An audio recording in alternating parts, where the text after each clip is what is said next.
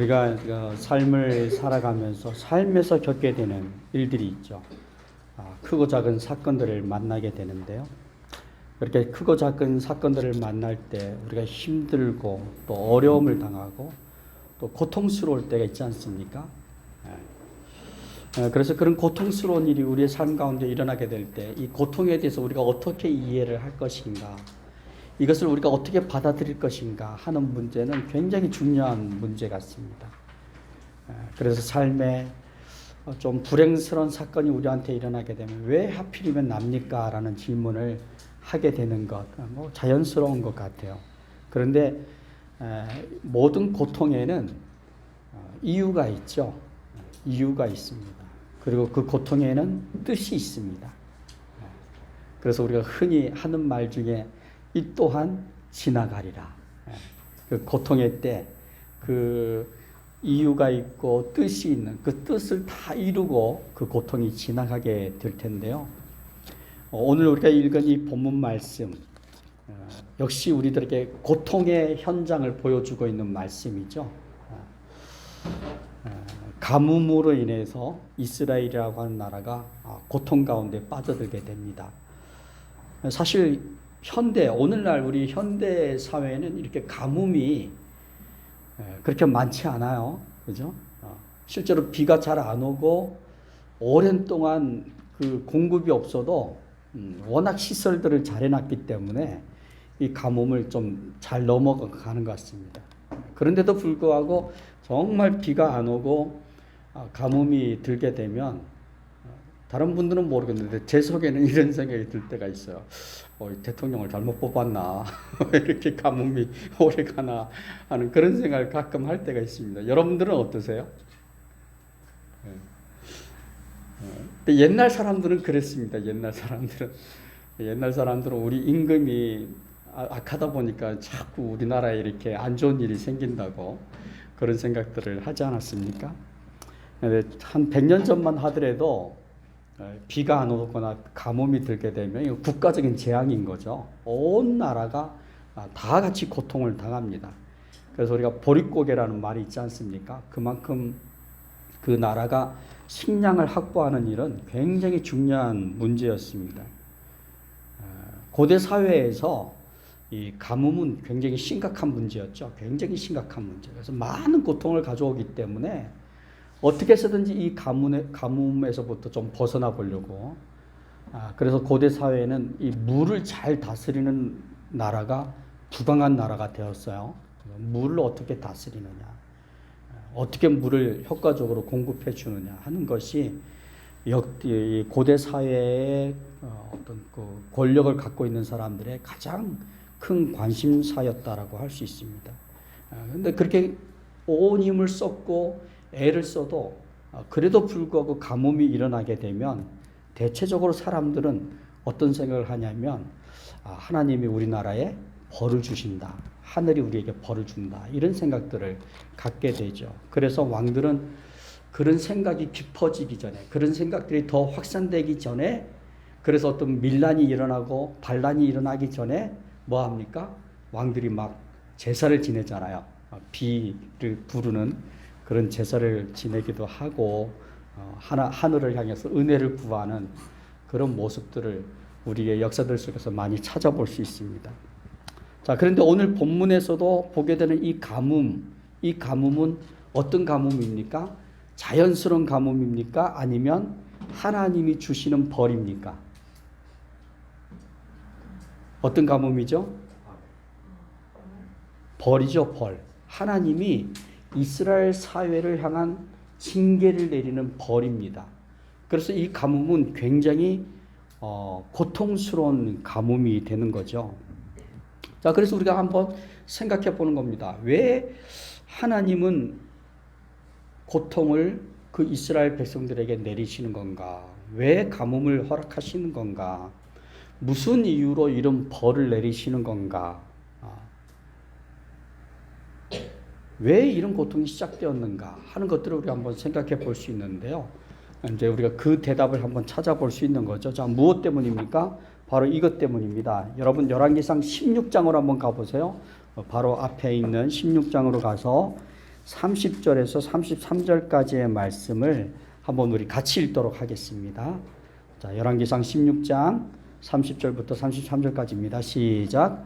오므리의 아들 아합이 그의 이전의 모든 사람보다 여호와 보시기에 악을 더욱 행하여 느밧의 아들 여로보암의 죄를 따라 오히려 가볍게 여기며 시돈 사람의 왕 옙바알의 딸 이세벨의 아내를 삼고 가서 바알을 섬겨 예배하고 사마리아에 건축한 바알의 신전 안에 바알을 위하여 제단을 쌓으며 또 아세라 상을 만들었으니 그는 이전에 이스라엘의 모든 왕보다 심히 이스라엘 하나님 여호와를 노하시게 하였더라. 아멘.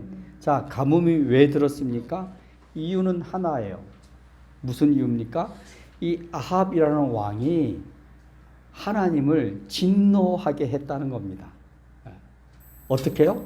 우상을 섬기고 이방 여자와 결혼하고 그 이방 여자가 원하는 제단들을 만들어서 거기 가서 예배하게 하고 백성들을 동원해서 하나님을 예배하지 못하게 하고 이 모든 일들이 하나님을 진노하게 했다는 거예요.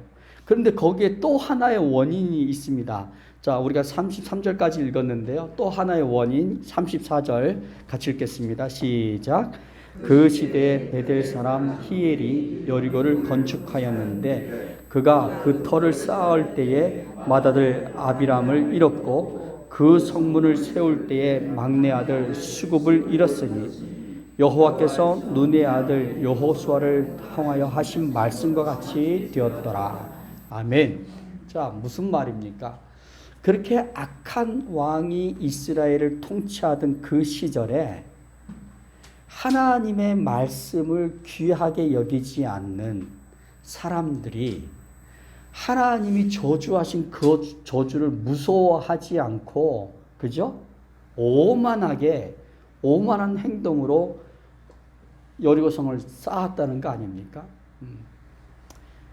그래서 왕은 악을 행하면서 우상을 숭배하고 백성들은 하나님을 알지 못하는 거예요. 하나님이 누구냐? 하나님 어떤 분이냐? 있으면 한번 나타나 봐라. 뭐 이러면서 하나님의 말씀을 무시하면서 살았습니다. 그래서 그 나라 전체가 스스로 저주와 재앙 가운데 살아가게 된 것이죠. 거기에 더해서 하나님이 가뭄을 내리시는 것입니다. 자, 그런데 바로 이런 시대를 향해서 엘리야 선지자가 던지는 흉년에 대한 선포, 가뭄에 대한 선포, 어떤 것입니까? 바로 불신의 세대를 향해서 하나님을 믿어야 할 하나님의 백성들이 하나님께 등을 돌리고 있는 그 불신의 시대를 향해서 하나님의 심판을 선언하고 있는 거잖아요. 하나님의 심판을 선언하시면서 이것이 끝이 아니다. 이것은 시작일 뿐이다. 더 큰 심판이 다가오고 있다. 그러니 뭐하라? 회개해라. 지금 이거를 말씀을 하고 있는 거죠. 자, 이렇게 엘리야 선지자는 하나님의 심판의 메시지를 툭 던져놓고 도망갑니다. 하나님의 말씀을 따라서 주랭랑을 치죠. 도망을 갑니다. 그리스 시냇가라 가는 곳으로 도망을 가게 되는데요. 거기서 이제 까마귀가 날라다 주는 음식을 먹고 살잖아요.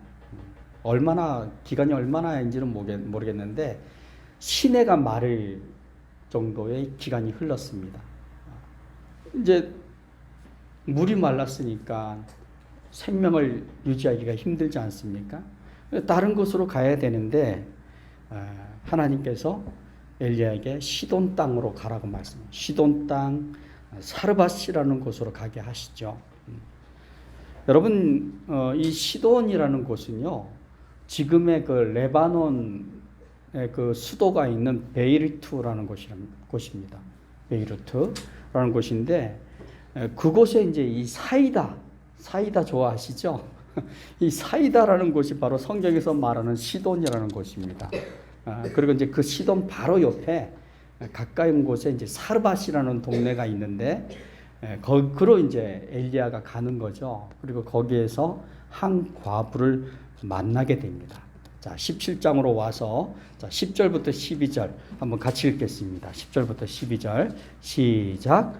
그가 일어나 사르밧으로 가서 성문에 이를 때에 한 과부가 그곳에서 나뭇가지를 줍는지라. 이에 불러 이르되 청하건대 그릇에 물을 조금 가져다가 내게 마시게 하라. 그가 가지러 갈 때에 엘리야가 그를 불러 이르되 청하건대 내 손에 떡 한 조각을 내게로 가져오라. 그가 이르되 당신의 하나님 여호와께서 살아계심을 두고 맹세하노니 나는 떡이 없고 다만 통에 가루 한 움큼과 병에 기름 조금뿐이라. 내가 나뭇가지를 들어 주어다가 나와 내 아들을 위하여 음식을 만들어 먹고 그 후에는 죽으리라. 네. 어떠세요? 엘리야가 하나님의 보냄을 받고 사르밧에 갔는데, 그래서 그곳에서 한 과부를 만나게 되었는데 그 과부의 얘기가 무슨 얘기입니까? 너 당신 먹여 살릴 수 없습니다. 당신 먹여 살리는 건 고사하고 지금 내 손에 이 한 움큼의 가루가 있을 뿐이고 약간 남은 기름이 있을 뿐인데 이거 빵 한 덩어리 만들어서 먹고 우리 이제 죽게 될 거다. 이야기를 하고 있는 거예요. 어떠세요? 이 이야기를 들으시면서 여러분들 마음이 어떠세요? 깝깝하죠? 늘 들어오던 얘기라서 뭐 별 반응이 없습니다. 그럴 수도 있는데 답답하죠. 예? 그렇죠. 희망이 안 보여. 슬픈 이야기예요. 사실은 참 슬픈 이야기죠. 지금 이거 먹고 굶다가 더 이상 살 힘이 없으면 죽게 될 그런 자리에 있는 이 여인. 자, 이 가뭄의 시작은요, 하나님을 무시하고 하나님의 명령을 거스리면서 살아가는 악한 사람들, 악한 왕, 악한 사회, 악한 사람들 때문에 생겨난 가뭄인데, 그런데 이 재앙의 고통을 제일 먼저 당하는 사람은 누구입니까? 바로 이렇게 연약한 사람들. 악한 사람들은 아직 괜찮아요. 아직 먹을 만한 게 있어요. 그런데 이 연약한 이 과부는 당장에 지금 오늘로 모든 식량이 떨어지고 죽음을 기다려야 하는 그런 처지로 내몰린 거죠. 그런데 이제 엘리야가 이 여인을 만나서 이렇게 말합니다. 나에게 물 좀 다오. 목이 마르죠. 물 좀 다오. 가뭄 때 물은 참 중요하지 않습니까? 생명수와 같은 것인데, 그런데 이 여인이 아무 말 대꾸하지 않고 물을 가지러 가요. 근데 그 물을 가지러 가는 그 여인을 향해서 잠깐 올 때 물만 가져오지 말고 뭐도 가져와라? 떡도 가져와라. 나 배고프다. 그 얘기를 하는 거예요. 저는 이때 참 여인의 마음이 굉장히 복잡했을 거라고 생각을 해요. 물, 그 조금 남은 물, 그래, 그건 나눠 먹을 수 있어. 그래, 내가 그건 나눠 먹을 수 있다. 근데 떡을 가져오라 했을 때는, 이거 어떻게 해야 되지? 정말 줘야 되나? 말아야 되나? 왜 그렇습니까? 왜 그렇죠? 지금 나무를 줍고 있는 이유가 뭐죠? 마지막 떡을 구워 먹기 위해서 나온 거예요. 그런데 그걸 달라는 거 아닙니까? 그걸 가져오라는 거 아닙니까? 아마도 망치로 뒤통수를 한 대 딱 맞은 그런 기분이었어요. 아주 복잡하고 심정이 굉장히 난해한 그런 상태였을 거예요. 마지막 음식을 먹기 위해서 들에 나왔었는데 그런 이야기를 듣게 되는 거죠. 너무나 마음 아픈 식탁을 앞두고 있는 시간인데, 그래서 12절 말씀에 보면요, 여인이 이렇게 대답하죠. 같이 읽겠습니다. 시작. 그가 이르되 당신의 하나님 여호와께서 살아계심을 두고 맹세하노니 나는 떡이 없고 다만 통에 한 가루 움큼과 병에 기름 조금뿐이라. 내가 나뭇가지를 주어다가 나와 내 아들을 위하여 그 후에는 죽으리라. 예, 이 여인에게는 엘리야가 원하는 떡이 없어요. 그렇죠? 엘리야가 달라고 하는 그 떡이 없어요. 없고 뭐가 있을 뿐입니까? 한 움큼의 가루와 약간의 기름이 있을 뿐입니다. 그러니까 어떻게 보면요, 그녀에게는 엘리야에게 줄 수 있는 것이 아무것도 없는 겁니다. 하나님이 엘리야를 그런 사람에게 보낸 거예요. 자, 그런데도 엘리야는 계속해서 말하죠. 13절에 뭐라고 말합니까? 엘리야가 그에게 이르되 두려워하지 말고 가서 너의 말대로 하려니와 먼저 어떻게 하라고요?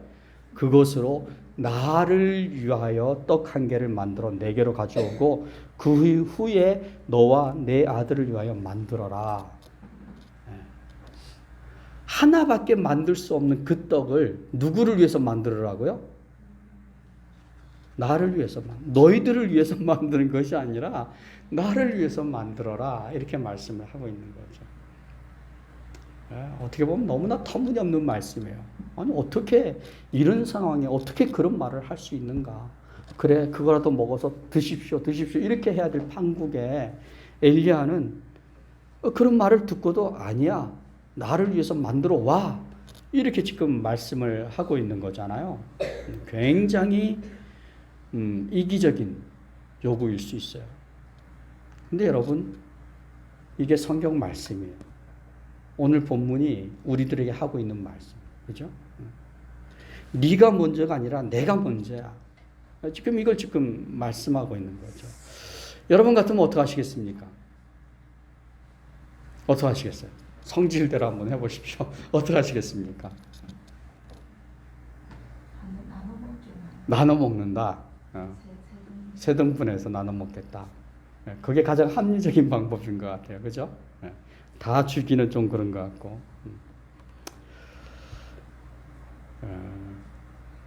사실 성경 이야기를 우리가 들을 때, 이 말씀을 나눌 때 늘 들어오던 사람들은 이것을 쉽게 툭툭 치고 넘어갑니다. 심각한 문제로 받아들이지 않죠. 근데 오늘 말씀은요, 사실은 사방이 다 닫힌 거 아닙니까? 사방이 다 닫혔어요. 어디에도 소망이 없고 어디에도 살 길이 없습니다. 그런데 이제는 뭐도 닫히는 겁니까? 하늘도 닫히는 거예요. 하늘을 향해서도 손을 뻗을 수 없는 그런 상황이 벌어지는 거죠. 왜요? 하나님이 지금 이스라엘을 뭐하고 계시는 겁니까? 진노하고 계시고 징계하고 계시기 때문에 그렇게 진노하시고 징계하시는 하나님을 향해서 손을 뻗기가 쉽지 않은 거죠. 자, 이렇게 하늘이 사방이 닫히고 하늘이 닫힐 때 우리는 어떻게 해야 되는가? 사람들이 이런 상황에 대해서 그야 뭐 약육강식이지, 강한 놈이 살아남는 거지, 많은 것을 가지고 있는 사람이 살아남는 거지, 그렇게 얘기를 합니다. 자, 그렇지만 성경이 그걸 얘기하려고 이 본문을 기록하지는 않았다고 저는 생각을 해요. 그럼 뭘까요? 달라야 된다는 거죠. 세상이 어떤 상황에서도 약육강식에 대해서 얘기를 할 때에, 또 합리적이고 굉장히 상식적인 것을 얘기할 때에 전혀 다른 것 같고 너무나 이기적이고 너무나 모순적인 이야기 같지만 여기서 하나님이 우리에게 하시는 말씀이 있다는 겁니다. 그렇다면 이런 상황에 우리가 놓이게 될 때 우리는 달라야 한다는 거죠. 세상 사람들이 택하면서 살아가는 그 삶의 태도와 믿음으로 살아가는 우리가 달라야 된다는 겁니다. 자, 그럼 무엇일까요? 저는 이 상황에서 이 상황을 해결할 수 있는 유일한 방법은 하나님께 길을 묻는 겁니다. 하나님께 길을 물어봐야죠. 그래요. 사방이 닫혔고 하늘도 닫혔습니다. 어디에도 말할 수 없는 그런 상황이 벌어졌습니다. 그러나 그럼에도 불구하고 우리가 해야 되는 것은 무엇입니까? 하나님께 묻는 겁니다. 하나님께 길을 묻는 거죠. 왜 그렇습니까? 하나님께 길을 묻는 것은요, 고난에서 우리가 살 수 있는 유일한 방법이기 때문입니다. 여러분, 누가복음에 가서, 누가복음으로 와서 4장을 보시면요, 예수님이 아주 깊은 탄식을 하시는 장면을 우리가 볼 수 있습니다. 한번 찾아보십시오. 누가복음 4장 25절, 26절 말씀인데요. 아주 불신으로 가득한 사회를 향해서 주님이 안타까워하시면서 탄식하십니다. 자, 어떤 탄식입니까? 바로 오늘 본문과 밀접한 관계를 갖고 있는 탄식인데요. 한번 같이 읽어보겠습니다. 누가복음 4장 25절, 26절 말씀입니다. 시작. 내가 참으로 너희에게 이르노니 엘리야 시대에 그들이 3년 6개월간 다치어 온 땅에 큰 흉년이 들었을 때에 이스라엘 엘리야가 그중 한 사람에게도 보내심을 받지 않고 오직 시돈 땅에 있는 사렙 한 과부에게 음식이었으며 또 소시야 엘리야에게 많은 나병 환자가 있었을 때 그 중에 한 사람도 깨끗함을 얻지 못하고 오직 수리아 사람 나만뿐이었느니라. 아멘. 네, 지금 예수님께서 사역을 시작하면서 이스라엘 사회에 아주 큰 반대에 부딪히지 않습니까? 반대에 부딪히면서 그 사회가 갖고 있는 엄청난 그 불신의 장벽을 볼 때 주님이 탄식하시는 거예요. 탄식하시면서 예를 들어서 말씀하시는 것이 바로 오늘 본문이에요. 엘리야 시대 때 큰 흉년이 들었다. 가뭄이 들었다. 그런데 하나님이 엘리야를 누군가에게 보내고 싶었는데 이 이스라엘 땅에도 많은 과부가 있었지만 그 사람들에게 엘리야를 보낼 수가 없었다. 그래서 하나님이 어디로 보냈다고요? 사르밧에 있는 과부에게 보냈다. 이렇게 말씀하고 있는 거죠. 저는 이 말씀을 묵상하다가 이런 생각을 해봤습니다. 하나님이 찾으셨구나. 하나님이 찾으셨다는 거죠. 누구를요? 엘리야를 보낼 만한 사람들을 찾았다는 겁니다. 엘리야를 누구에게 보낼까? 누구에게 보낼까? 그래서 어떻게 하고 싶었던 겁니까? 엘리야를 먹여 살리고 싶었던 거죠. 그죠? 그런데 그게 아니었던 것 같습니다. 하나님의 관심은 엘리야를 먹여 살리는 데 관심이 있었던 것이 아니라 엘리야를 보내서 엘리야를 통해서 복줄 사람을 찾고 계셨던 거예요. 예수님의 말씀이 그런 거잖아요. 누구에게 보낼까 생각했는데 결국은 사르밧 과부에게 갔다. 보냈다. 그 사람에게 밖에는 달리 보낼 사람이 없었다라고 말씀을 하고 있는 거죠. 그래서 왜 사르밧 과부였을까 생각을 해보았습니다. 여러분들도 한번 상상의 날개를 한번 펼쳐보십시오. 왜 사르밧 과부? 이방이잖아요. 이방 지역이잖아요. 유대 지역이 아닙니다. 왜 사르밧 과부였을까? 아마도 이 여인도 이 고통 가운데서 하나님께 도움을 구했던 것 같아요. 하나님 도와주십시오. 살려주십시오. 나에게는 이 한 움큼의 밀가루 뿐입니다. 이것이 떨어지면 나와 내 아들은 이제 죽게 됩니다. 하나님 우리로 이렇게 죽게 버려두시겠습니까? 좀 도와주십시오. 살려주십시오. 막 그런 기도를 드리지 않았을까. 여러분 사실 밀가루가 많고 기름이 많을 때는요. 우리가 어떻게 생각합니까? 그게 많으면 든든하잖아요. 그죠? 옛날에 저 어렸을 때 보니까 부엌에 겨울 되기 전에 연탄만 가득 채워놔도 든든해. 그죠? 그런 경험들이 있으시죠? 근데 밀가루가 많으면 든든한 거예요. 그걸 의지해서 하루하루를 살아가는 겁니다. 그런데 이 가뭄 때 밀가루가 있어요. 있는데 얼마나 있습니까? 한 줌이 있을 뿐입니다. 그것을 바라볼 때 든든합니까? 아니죠. 비참한 겁니다. 있지만 똑같이 떡을 만들어서 먹게 될 것인데 그런데 한 줌 남았을 때는 이것이 비참해지는 겁니다. 이것이 끝나면 죽는구나 이런 생각을 하게 되는 거죠. 그래서 많을 때는 그것이 내 삶을 살아가는 든든한 백이 되지만 없을 때는 그것이 내 인생을 절망하게 하는 이유가 되는 거죠. 그래서요 우리는요 밀가루로는 인생을 살아갈 수가 없습니다. 그걸 가지고는 우리가 인생을 살아갈 수가 없죠. 무엇이 필요합니까? 하나님의 도움이 필요한 겁니다. 하나님의 구원이 필요한 거죠.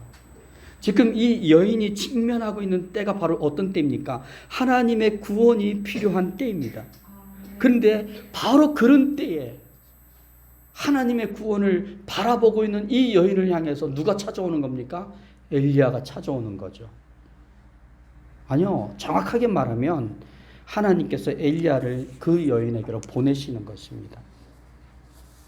엘리야를 위한 것처럼 보이지만 예수님의 말씀을 생각해 보면 그것은 분명히 여인을 위한 것이었습니다. 왜 사르밧 과부입니까? 여러분 12절로 돌아와서 한번 보겠습니다. 이 12절 말씀을 보면 이 사르밧 과부가 놀랍게도 엘리야를 알아본다는 겁니다. 그죠? 알아봐요. 네. 그러면서 하나님을 향해서 뭐라고 말합니까? 살아계신 하나님이라고 말합니다. 이방 여인의 입에서 엘리야를 알아보고 그리고 하나님을 향해서 살아계신 하나님이라고 말하죠. 자, 그리고 13절과 14절 말씀에 보면 자, 엘리야를 통해서 명령과 약속이 주어져요. 어떤 명령입니까? 떡을 만들어서 너희들부터 먹지 말고 내게로 가져오라는 명령이죠. 그리고 14절은 그렇게 하면 하나님께서 어떻게 하시겠다는 약속이죠? 가루가 떨어지지 않고 기름이 떨어지지 않게 하리라는 약속이 주어집니다. 자, 그래서 15절에 중요한 말씀. 자, 15절 같이 읽겠습니다. 시작. 그가 가서 엘리야의 말대로 하였더니 그와 엘리야와 그의 식구가 여러 날 먹었으나. 아멘. 자, 15절 그가 가서 어떻게 했다는 겁니까? 엘리야의 말대로 했다는 거죠. 제가 어렸을 때는요, 이 말씀을 뭐 적어도 6개월에 한 번씩은 들었던 것 같아요. 어렸을 때부터. 그 말을 들을 때마다 제가 생각했던 것은 뭐냐면 엘리야 선지자가 빵을 하나 만들어 오라고 했을 때 그래 뭐 밀가루 있는데 그걸로 3개 만들어서 하나는 엘리야 주고 하나는 내가 먹고 하나는 아들 먹이면 되지 뭐가 문제가 되겠나 그렇게 어렸을 때는 생각을 했었어요. 근데 우리가 알지만 한 움큼의 가루는 떡 겨우 하나 만들 양밖에 안 되는 거예요. 그거를 뭐 2개 만들고 3개 만들고 할 수 있는 것이 아닌 거죠. 그래서 이 떡 하나 만들어서 주고 나면 다음 것이 있습니까? 없습니까? 없어요. 다음의 것은 없는 겁니다. 때문에 이 한 움큼의 밀가루로 떡을 만들어서 주는 것은요, 그냥 빵 하나를 주는 것이 아니라 오늘을 살아갈 나의 생명을 주는 것입니다. 그리고 내일의 생명조차도 포기하는 거죠. 그 빵 하나에 달려있는 모든 것을 다 포기하는 거죠. 그런데 오늘 말씀을 보세요. 이 여인이 어떻게 합니까? 그렇게 하잖아요. 그렇게 해요. 너무 놀랍지 않습니까? 어떤 상황입니까? 그래요. 소망이 없어요. 죽음의 상황만 있을 뿐입니다. 그래서 이 순간은요, 어떻게 보면 가장 치열한 순간이 될 수 있습니다. 당신이 하나님의 사람으로서 어떻게 그런 말을 할 수 있습니까? 당신이 하나님의 선지자라면서 어떻게 그런 말을 할 수 있습니까? 나에게 지금 복을 빌고 하나님의 은혜를 구해줘야지 어떻게 이 조금 남은 이걸 가지고 빵을 만들어서 나부터 먹게 하라고 말할 수 있습니까? 당신이 응? 양심입니까? 더한 말을 해야죠. 당신이 무슨 말을 해야 됩니까? 인간입니까? 그런 말을 하게 되는 거예요. 그죠? 네. 그런데 오늘 본문은 이 여인이 그냥 선지자의 말대로 하는 거예요. 왜 그랬을까요? 저는 그 이유가 이 여인이 갖고 있는 하나님에 대한 신뢰 때문이다. 어떤 신뢰가 있었을까요? 여러분 13절을 다시 한번 보겠습니다. 13절을 다시 한번 보면 이렇게 말씀해요. 엘리야가 그에게 이르되 두려워하지 말고 가서 내 말대로 하려니와 먼저 그곳으로 나를 위하여 작은 떡 한 개를 만들어 내게로 가져오고 그 후에 너와 내 아들을 위하여 만들라. 자, 이 말씀을 빨리 읽지 말고요. 음미하면서 한번 보면요. 여기서 우리가 딱 붙잡아야 할 단어가 있습니다. 어떤 단어일까요? 먼저? 예. 어떤 말을 두려워하지 말고 두려워 말라. 예. 자, 좋습니다. 두려워하지 마십시오. 또 뭐가 있을까요? 작은 떡. 조그만 거 만들고 나머지 것은 너희들이만. 네, 좋습니다. 네. 자, 뭐가 있을까요? 저는요, 여기서 그 후에를 잡았어요. 그 후에. 그 후에. 자, 그 후에는 뭐예요? 지금 이 상황 너머의 시간들 아닙니까? 그죠? 이 상황 너머에 있는 시간들이 지금 누구에 의해서 약속되고 있는 겁니까? 엘리야를 통해서 약속되어지고 있는 거예요. 그 후가 있을 거라는 거죠. 네가 염려하고 있는데 무서워하지 마라.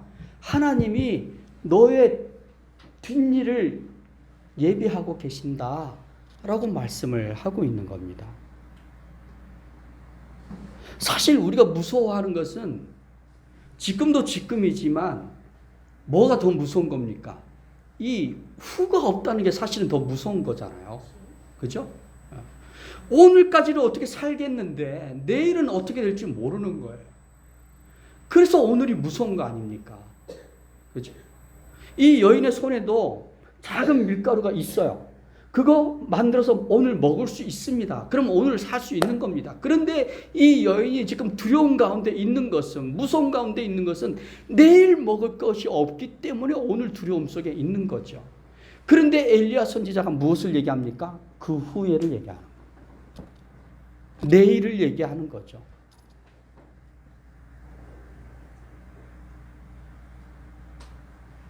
한 움큼에 그 가루를 다 써버리고 나면 무슨 가루로 아들을 위해서 떡을 만들 수 있겠습니까? 만들 수 없죠. 그런데 14절에서 대답을 이렇게 하시잖아요. 이스라엘의 하나님 여호와의 말씀이 나 여호와가 비를 지면에 내리는 그날까지 이 통에 가루가 떨어지지 아니하고 그 병의 기름이 없어지지 아니하리라 하셨느니라. 자, 이게 바로 여인이 붙잡은 말씀이에요. 아, 하나님이 나의 내일을 보장하시는구나. 나를 도우시는구나. 나에게 은혜를 주시는구나. 그래서 여인이 가진 신뢰는 하나님에 대한 신뢰죠. 말씀해 주시는 하나님에 대한 신뢰입니다. 그래서 이 흉년이 끝나는 날까지 통의 가루가 떨어지지 아니하겠다는 하나님의 약속을 붙잡는 거죠. 그래서 여인은 선택하는 겁니다. 가서 어떻게 할 것인가? 이에 가서 만들어서 우리끼리 그냥 부엌에서 먹고 말아버릴 것인가?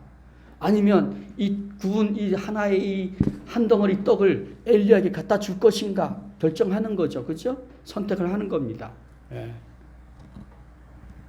그래서 엘리야의 말대로 그 후를 기대하면서 엘리야에게 그 떡을 갖다 주게 되는 거죠. 최후의 만찬으로 끝나버릴 수도 있는 그 작은 밀가루 하나가 최후로 끝나지 않고 내 삶을 향한, 내 인생을 향한 끝없는 하나님의 사랑을 확인하고 그분의 보호와 그분의 인도하심을 확인할 수 있는 밀가루가 될 수 있었던 거죠. 여러분, 하나님의 약속이 나에게 허탄하게 들려오게 되면요, 내 인생에서의 기적은 없습니다. 아마 이 여인에게 있어서 가장 큰 위기는 바로 그거였다고 저는 생각을 해요. 아마도 이 여인에게도 엘리야의 말이 허탄하게 들려올 수도 있었어요. 참, 저분이 며칠 굶더니 어떻게 맛이 가셨나 저런 말씀을 하시네. 그럴 수도 있는 거예요. 그런데 이 여인은 그 말을 허탄하게 듣지 않았어요.